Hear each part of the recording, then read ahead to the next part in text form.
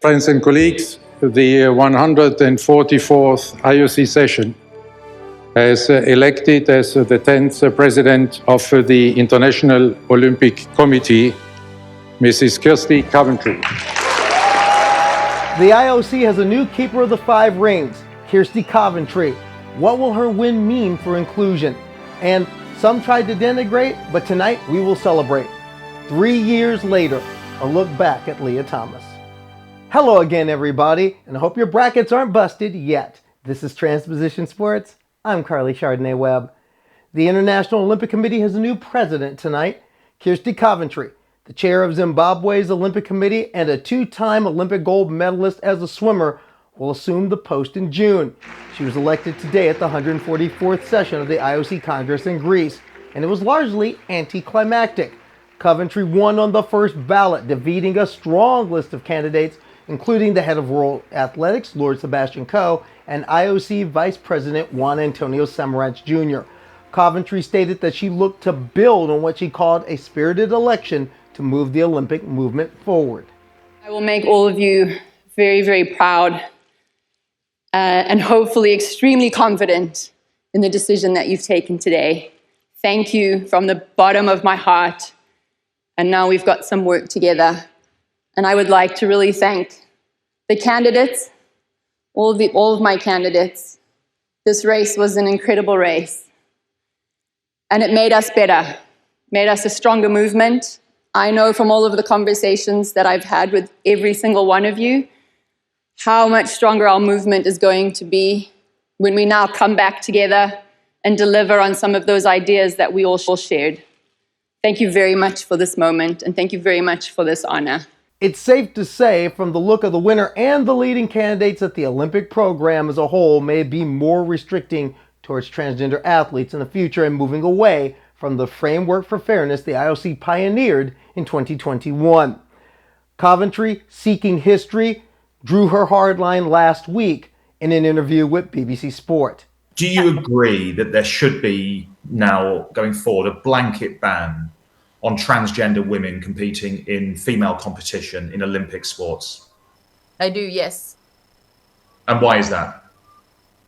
Because I don't think we're having the discussion around how transgender athletes are impacting male sports.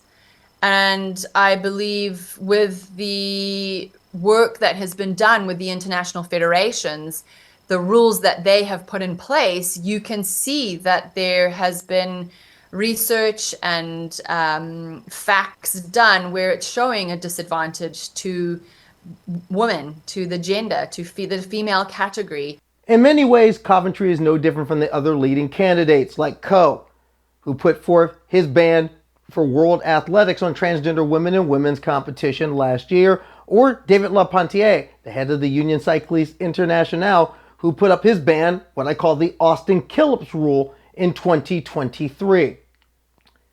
Just a note to the new IOC president. Ms. Coventry, first, congratulations. And secondly, I want you to consider something even as you wish to continue to take a hard line. The 4th principle of Olympism. Sport is a human right. That includes transgender athletes because, after all, transgender people are human. Hashtag just saying. Also in world sport, Algerian Olympic boxing champion Amani Khalif was interviewed by Britain's ITV network this week, where she made some blunt, terse statements in regard to the rumors surrounding her from the Olympics last year and the bluster of a certain president of the United States. Your dream would be to win Olympic gold. The second gold medal, of course. A second gold medal in America. In America, Los Angeles.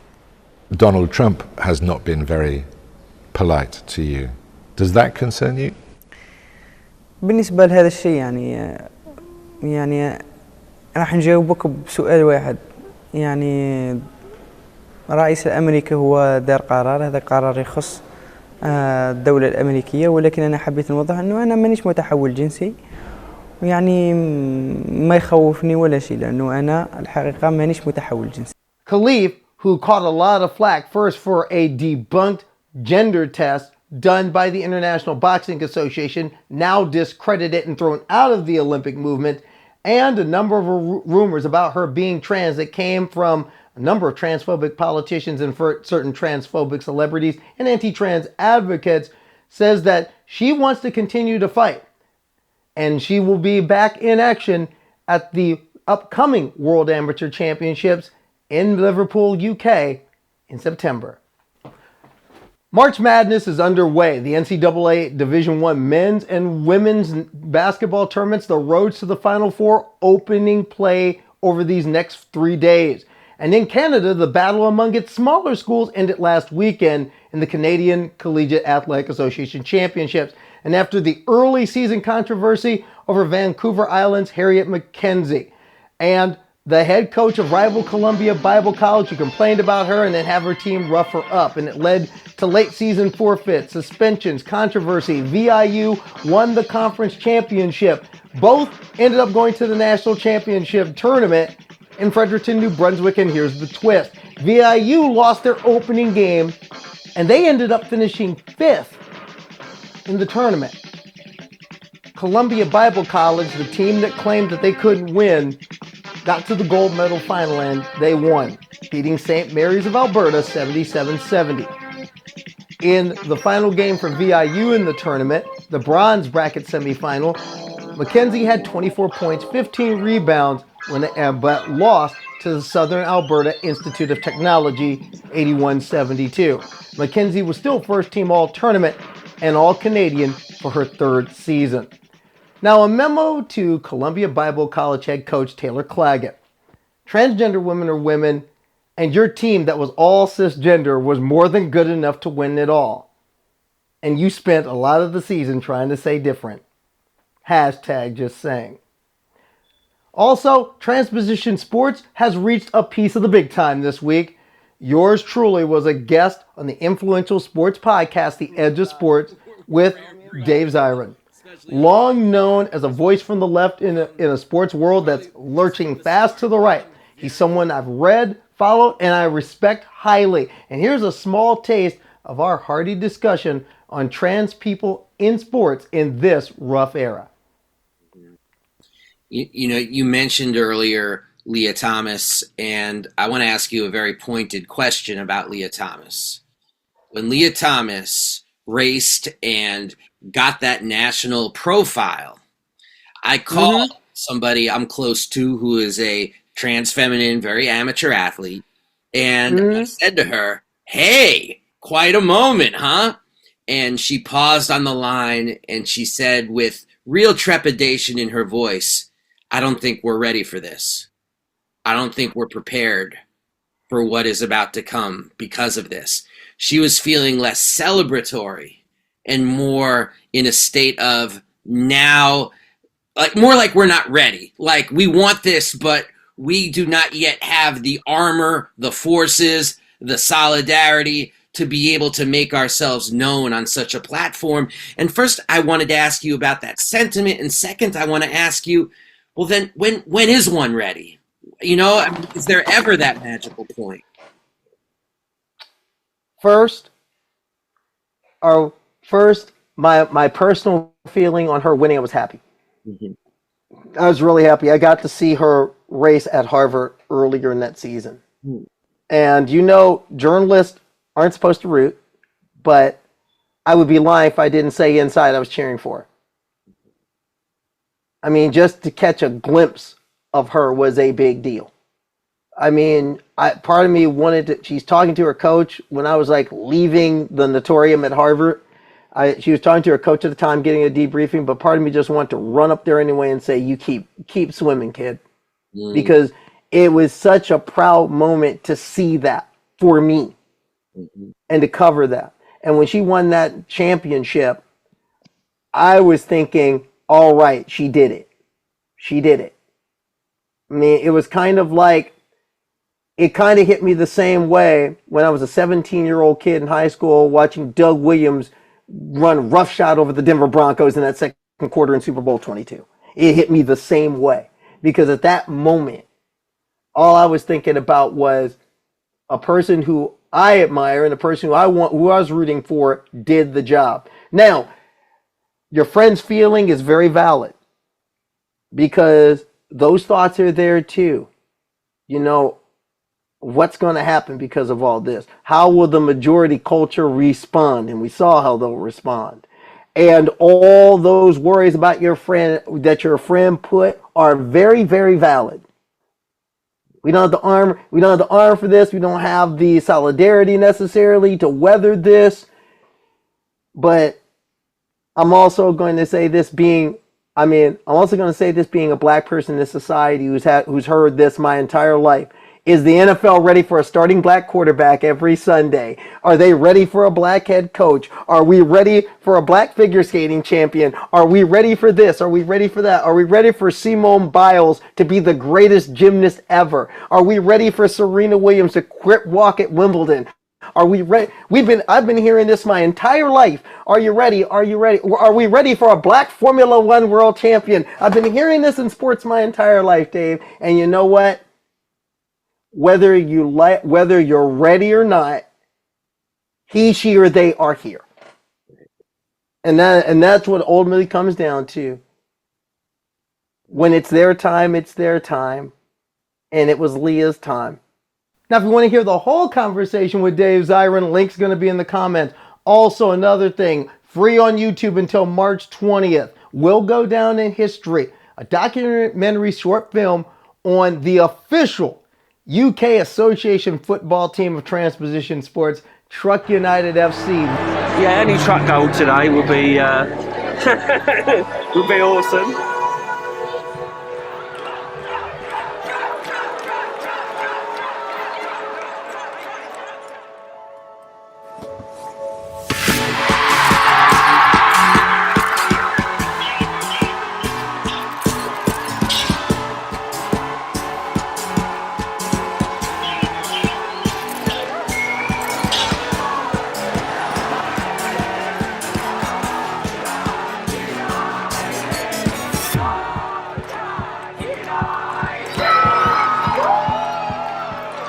We scored a great goal, best goal of the game, top bins.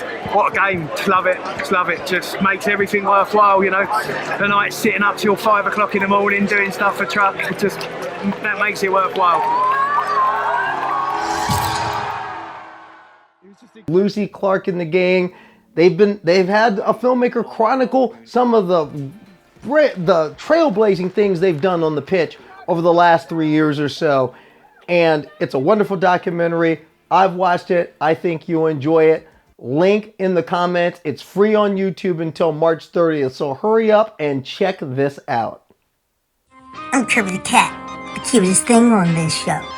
Coming up next on Transposition Sports, there's a whole new Karen against women's sports in town. And she's crying about a race she lost 6 years ago. Really, girl? Really? And President Trump wants to freeze University of Pennsylvania's money, all because of her. Leah Thomas. It's been 3 years, and we're going to take a look back. That and more to come. This is Transposition Sports, but first, a message from the angry gay grandpa. Get your Kleenex ready. And you don't pay me enough for this, Carly. So maybe I'll start a little bit softer.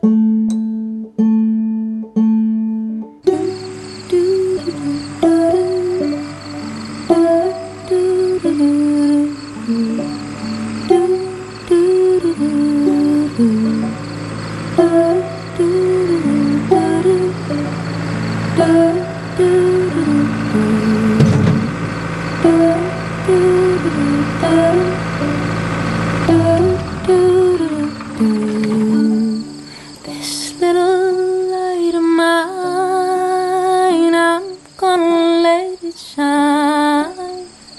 This little light of mine.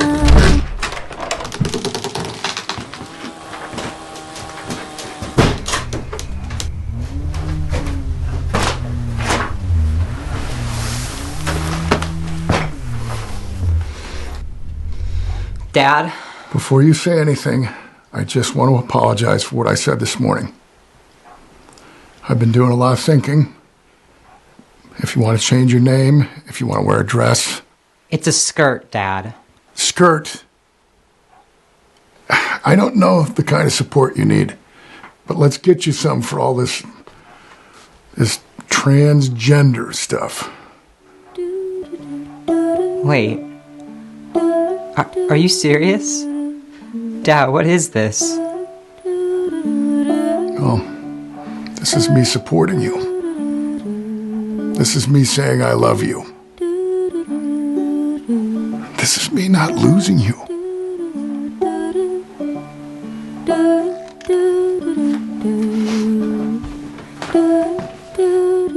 Love you, Dad. Love you. Holly. This little light of mine, I'm gonna let it shine. Today I'm in Maine for a competition, and I very likely just ran what will be my last meet in the United States. USA Track and Field has been following the IOC's 2015 guidelines on transgender participation, which is the same thing the NCAA formerly based their participation on before they blanket banned trans athletes. 2 weeks ago, I competed at a USA Track and Field meet under those IOC guidelines, and I applied 2 weeks ago to compete at this meet in Maine under the same exact policy.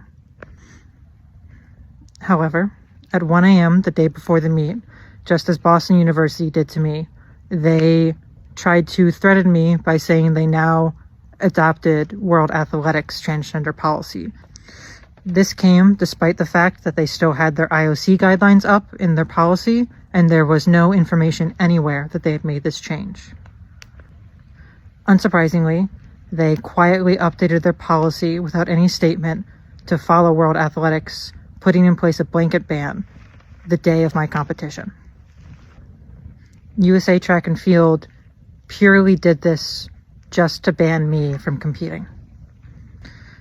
Now, with the NCAA banning me, with USA Track and Field banning me, with World Athletics banning me, and with colleges too scared to allow me to participate due to Trump's executive order, there is nowhere in the country that I'm able to compete. This is all happening, of course, the same weekend as NCAA Nationals, which I had qualified for and registered for, but they silently took my name off the list without any investigation or any due process because, if you see my name on a list, meets will just ban me, regardless of anything. So that's pretty much it. USA Track and Field has silently banned trans athletes due to my participation. The NCAA has banned trans athletes due to my participation. And World Athletics banned trans athletes back in 2023, despite the Olympic Committee continuously finding trans athletes to have a disadvantage in athletics. And all of this is, of course, without me ever being in the conversation. So I will find a way to continue competing, but I doubt that it'll be in the United States.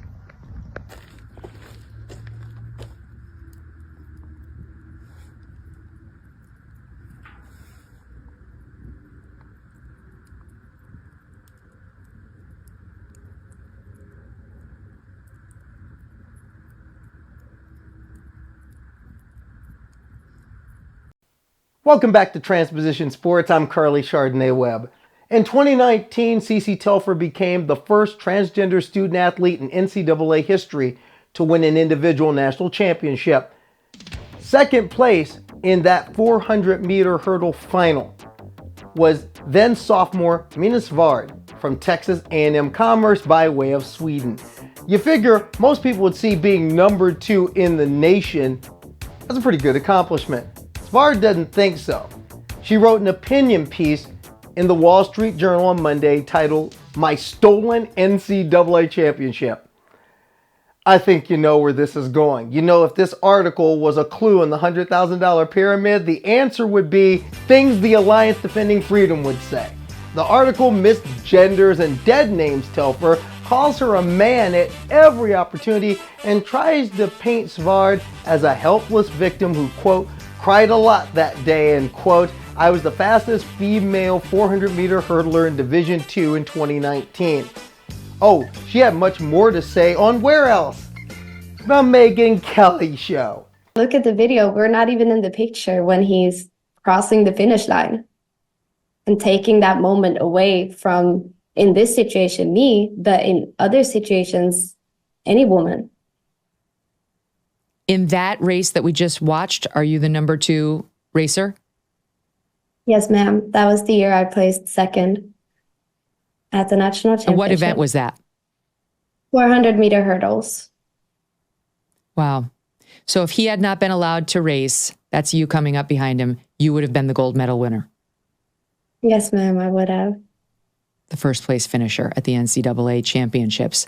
So this person, I mean, it's really unbelievable. You've got to go and look at the video because you'll see that this is clearly a man. He's 6 foot 2 inches. He was born in Jamaica and then took first in the 400-meter hurdles in June of 2019. I mean, right like days later, basically, he decided he's a woman.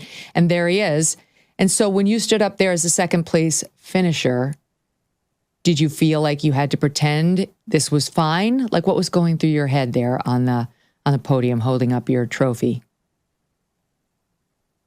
I tried to pretend like everything was fine. I remember crossing the finish line and my eyes started tearing up and I wiped it really quick to try to hide it from everybody else. When you're a transphobe that needs a platform, Megyn Kelly's going to give it to you. She's going to give it to you, but here's the facts. Cece Telfer was eligible by every metric and every rule of the NCAA when she won in 2019.